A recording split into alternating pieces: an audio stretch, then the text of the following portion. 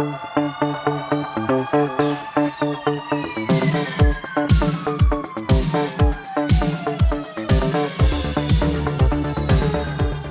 up, everyone? This is the Next Take podcast, episode 97 with Mikel and Tanyka. where we have conversations on different topics. So, this is another um, topic-driven episode that we are having today, and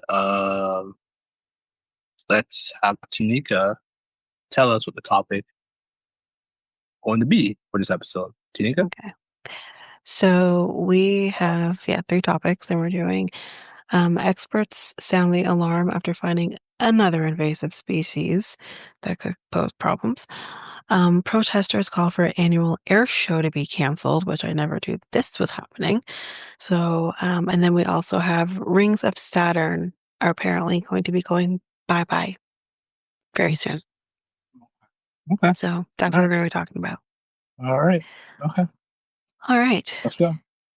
So traces of an invasive zebra mussels have been discovered in the Colorado River, an important waterway to the American Southwest.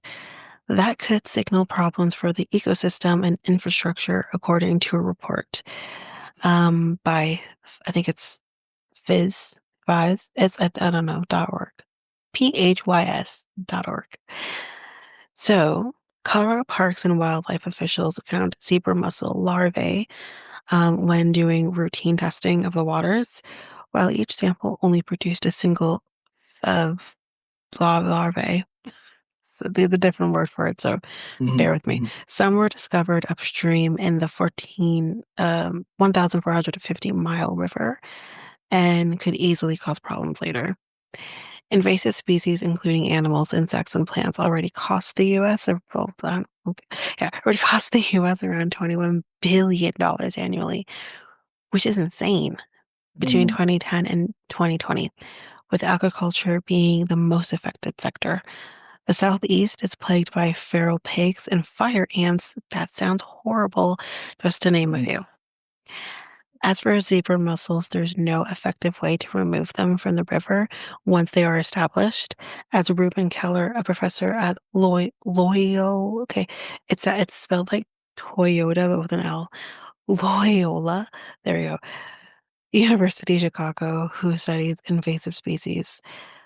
So basically, what is the spread of zebra mussels and why that could be an issue? So these mussels, which are native to Eastern Europe, grow in thick mats on hard surfaces like rocks and feed on algae, stripping nutrients from the food chain and damaging local marine life, the report detailed. Additionally, these creatures can block pipes used for power generation, water treatment facilities, and irrigation, costing states millions in repairs and potentially disrupting energy and water supplies for those in surrounding areas.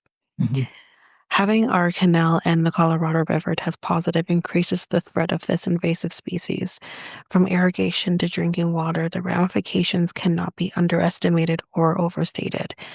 As Tina Bergonzini, sorry, I butchered that, general manager of the Grand Valley Water Users Association, said in a statement. Luckily, the proactive work by the CPW has given them a chance to work towards solutions. People who use the waterways need to clean, drain, and dry all vessels and equipment to halt any further spread to starters. For starters, as CPW spokesperson Rachel Gonzalez shared, and if you see any, don't eat them. They are not the eating type of mussels, as toxins can build up in their shells. Steps were taken after an initial sample was detected in 2022 when the CPW lowered a lake's water level by 30 feet in order to freeze them before using a copper solution to eradicate them. Since then, they have continued to monitor the situation. Ultimately, larger efforts to conserve and protect our natural environments could help reduce the potential for invasive species to gain a hold. Fire ants, in particular, enjoy the warming climate, so doing what you can to reduce planet-warming pollutants, like global warming, could go a long way. Those darn fire ants. Fire ants are very I've never encountered a fire ant, I don't yeah, think. yeah. Like, are fire ants different than red ants? I think so. Okay, Just that's what I've always thought. I've seen red ants. They also bite, but I've never seen a fire ant. Well, I like to keep it that way. fire ants and red ants are not the same, Okay, although they can both be red and reddish yeah, in color. Fire ants are known for their aggressive nature and painful stings, while the other red ants are less aggressive but they'll still and bite. yeah, and may not sting at all. Okay, So got it. key difference. Yep, So those little basically. suckers are mean. Hmm. Those darn fire ants. Hmm. Okay, well, I'll s- I'll steer Hmm. clear. I'll respect them if they respect me. It's fine. Yeah.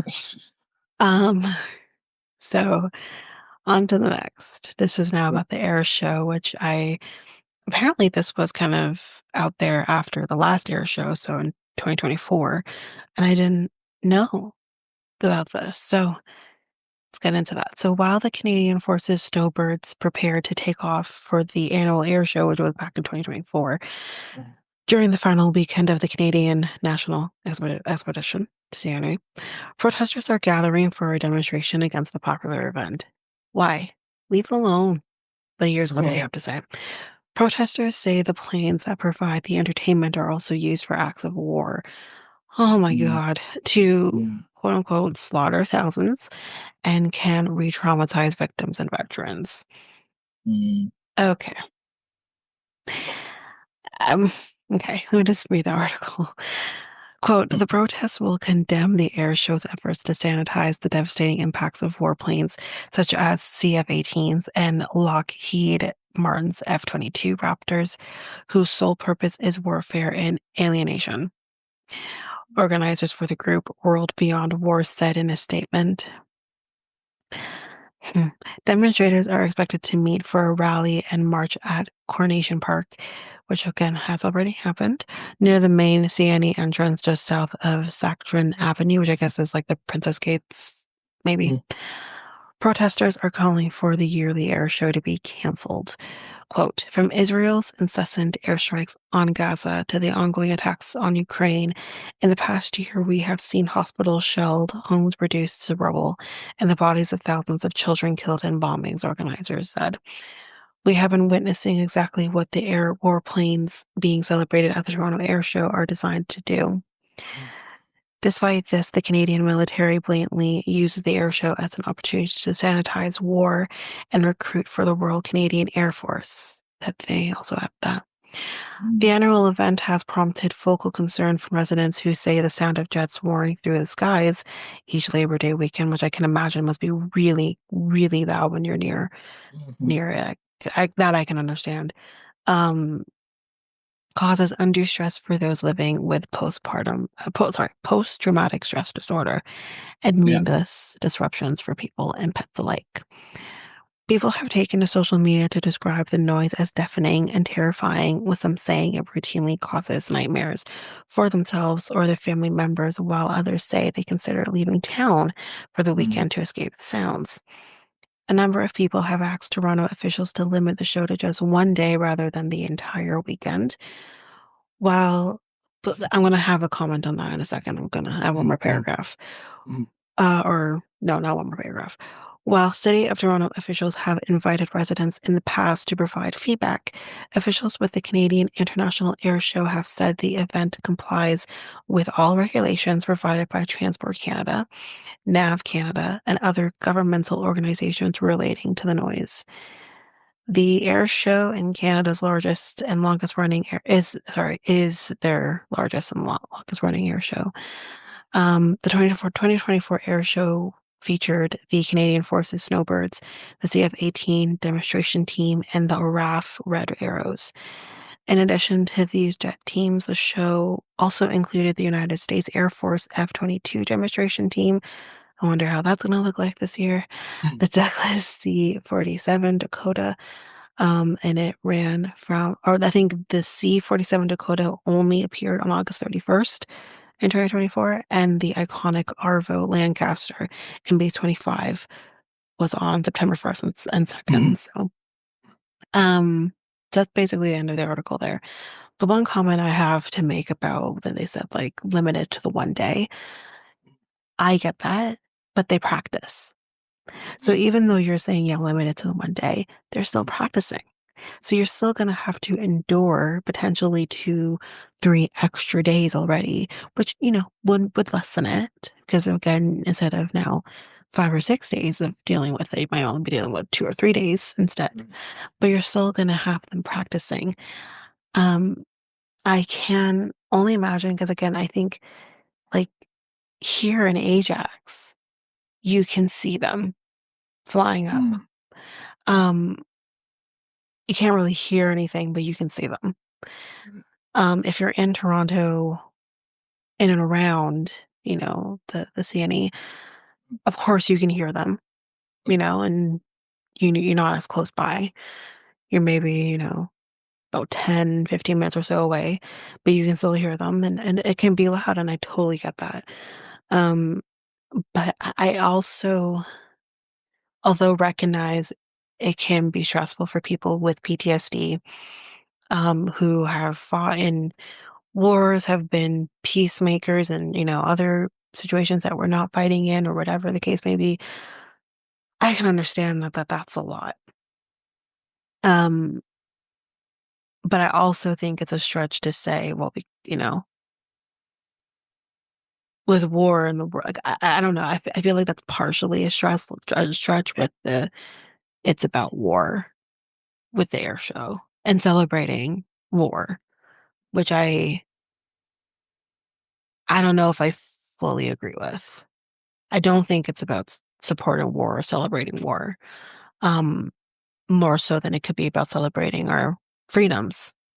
You can twist it to think that way, just as you can twist it to think the other way. So I don't know. Um, I don't know. I enjoy seeing them doing their thing. Mhm. Um, I'm of course a person who hasn't dealt with any of those issues, but I enjoy seeing them. I've been to the air show when I was a kid, and it's I don't know. Mhm. Okay. All All right. right. Next All right. topic. Yeah, next topic and the final topic.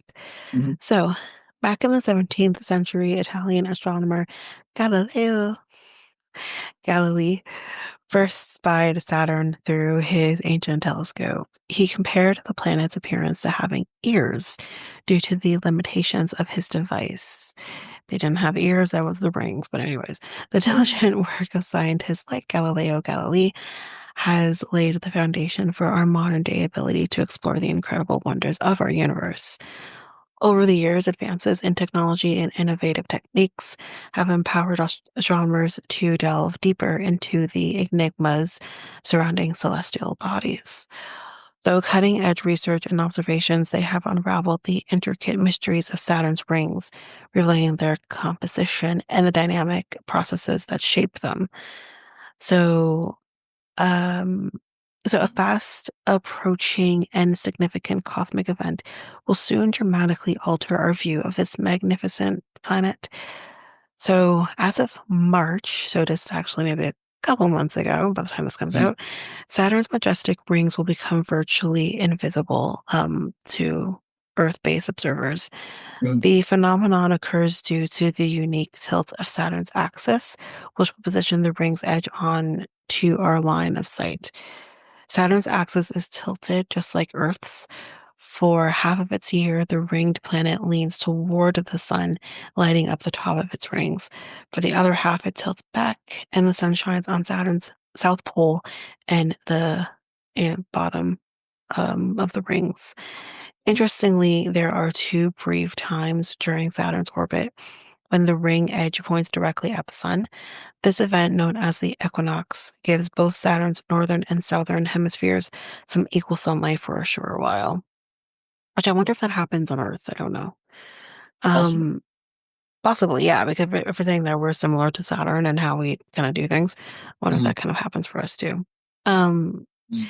Thankfully, this isn't a permanent change. It's a fleeting cosmic event that recurs every 15 years, roughly half the time it takes Saturn to orbit the sun.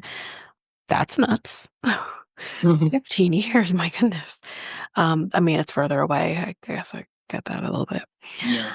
After March 2025, Saturn's axial tilt will slowly bring the rings back into view, making them fully visible again by November 2025.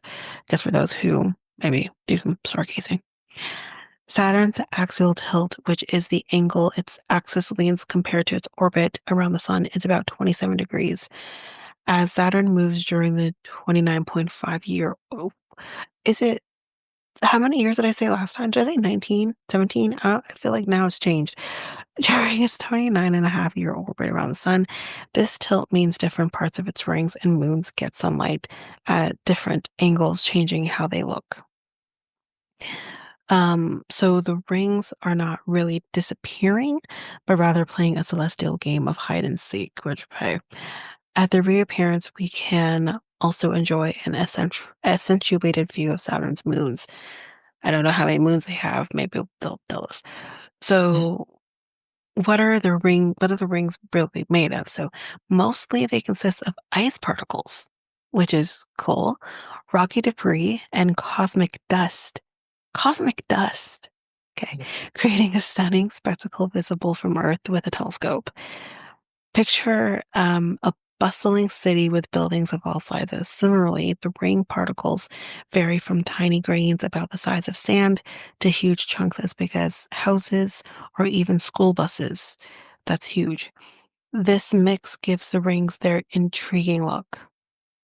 So, Saturn's rings aren't just one solid structure, they made up of several distinct sections, including the A, B, and C rings, along with the fainter D, E, F, and G rings that are harder to see, which maybe if there's a picture somewhere on Google that kind of shows exactly what each one of those are. These sections are separated by gaps, like the well-known Cassini division between the A and B rings, which is around 4,800 kilometers wide. So, like, here's the thing, like, the rings are not, like, close together. That's a huge, like, amount away from each other, and, of course, it doesn't appear that way.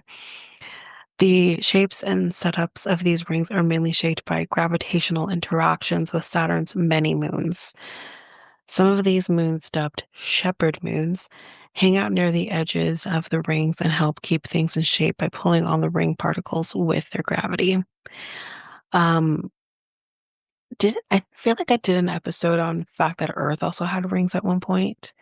Or maybe I have one coming. Maybe I just spoiled that. I don't know. But I feel like I read something that Earth also had rings, which is kind of cool Mm, too.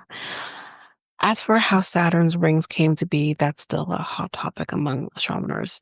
There mm, are plenty of theories, from being the leftovers of a destroyed moon, or comet that got torn apart by Saturn's strong gravity, to materials left over from when Saturn formed over 4 billion years ago.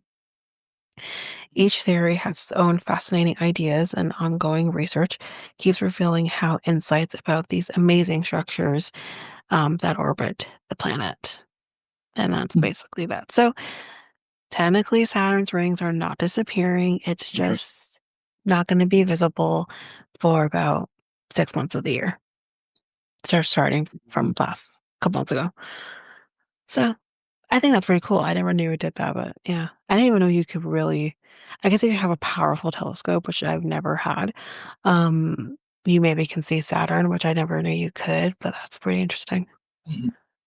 Kind of now want to have a strong ass telescope so I can look at the planets or something. Be kind of cool. Anyway, that's it Speaking for me. of space, Hmm. did you see the women that was going up in space? I It was heard. Blue Origin. I heard it was Right. like Katy Perry, Gail Mhm. King. Yeah. Um, can't remember who else it was. Yeah. Oh, Demi Moore, I think was Yeah. one that went up too. Demi Moore. Um, And then sorry, there's I said like her name wrong. Demi Moore. yeah. Um, Basil. What's Amazon owner oh, Bezos. Jeff Bezos. Yeah. Wife who was there Okay. too. Yeah. She was on there. as well, and I can't remember the other two. Like they already did it. Yeah, they already did it. Yeah. They went up in space on a rocket. I believe it was F-31, Mm. and yeah, and people had a lot of issues with it because like you were saying that why not real astronauts go up in space and do all that stuff, you know, and or what does this do for us as humans, right? We've already been talking about the fact Yeah, that they were doing or planning to do these like trips into space or whatever, yeah, but the average person can't afford to do it. It's like crazy amount of money. It's kind of yes, like the amount of money to go see the Titanic. Oops, too soon. Um, so it's yeah, it's something that not many people will be able to ever do. So when for me, like it's kind of interesting to kind of see like this girl power and going up there, which okay, fine, but it's more like y'all can afford to do it. What about the average person? yeah. Why can't the average person, you know, go up there? You And know, I I and, and I think it's going to get to that point in the near future. I think that's what's it's maybe, showcased. Yeah. maybe, but I feel like I don't know unless there is ever a dire need for us to be going into space, which hopefully isn't going to happen ever, but who knows? Mhm, mhm. Um, I don't know if that amount will ever be doable. You know, if you look at like travel just from one country to the next, depending on where you're going, it most people can't afford to do that, you know? So I just don't see how going into space, the price of that would ever really change drastically for the average person to be able to go or afford to go, more True. so, is what I We'll mean. see. Because like this, I think this brings not just it just brings barriers for women, right? It brings barriers probably for humans in the near future for us to get a chance to get a glimpse of what space looks like, and yeah, hopefully it's you know uh I think more access. It's what's the word? Uh, becomes available to us as human people who can't afford it, and people who and rich people, and a lot of people in the world. So Yeah, yeah. it was cool. It was cool to see. To be honest with you, it was cool to see it. I don't know. I don't really understand the hate too much because yeah, I understand that people are just like, what is rich people going on in a rocket going up in space. Yeah. Understandable, but I mean, I think people are always going to hate, yeah, generally speaking. yeah, Um, I mean, obviously very different than this, but like when I yeah, see people who act so badly about things that are just like, how does this affect your life? Like, I've literally had to like peel myself away from the comment section in some mm, situations because it's like, I just don't understand your takes on this. Like, you know, again, kind of going into my reality side of things here. Um, when you see people, I know, Mikel, you don't understand this, but I'll just give you the kind of the breakdown so you kind of can yeah, follow. yeah, yeah, Um, one of the shows I watch, 90 Day Fiance, there's a married couple, Gino and Jasmine, where mhm, Gino was not having sex with his wife. He was absolutely refusing to. mm, Anytime she would try to initiate any form of intimacy, he seemed to just not want to be touched. He was more into pornography and the whole bit, and they basically had an agreement that they were gonna open up their marriage, of course, obviously, use protection. But then she ended up getting pregnant for the man that she started having sex with. And now she's with him and everything like that. So that's the breakdown. mm, I don't understand people's takes when you are slut shaming. Like, I'm not saying that she did the right thing here. I think she messed up by having a child with another man when she's married to another. I don't agree with her on that. Right. But to slut shame her, to mimic her accent, she is from Panama, so Mhm.